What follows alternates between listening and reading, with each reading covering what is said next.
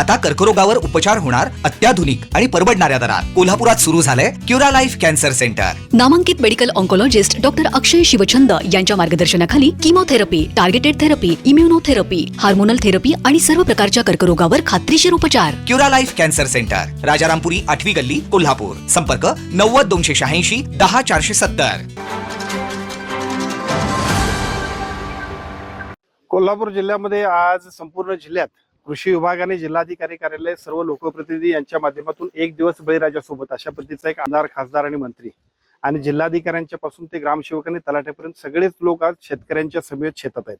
मी सुद्धा मसोली या गावात आलोय. मसोलीतल्या प्रसिद्ध असं आजरा घनसाळ ज्याला म्हणतोय, अशा आजरा घनसाळची या ठिकाणी आपण या रोपण कार्यक्रमामध्ये इथं आपण रोपणीसाठी आपण उपस्थित आहे. अतिशय चांगल्या पद्धतीने शेतकरी कष्ट करतोय आणि त्या शेतकऱ्याच्या कष्टावरती संपूर्ण देशातल्या आम्हा सर्वांनाच शेतकरी हा अन्न, त्यामुळे त्याच्या समवेत आपण सगळ्यांनी वेळ काढणं आणि त्याच्या विकासाचा संकल्प करणं असाच उद्देश आज आपण ठेवलाय.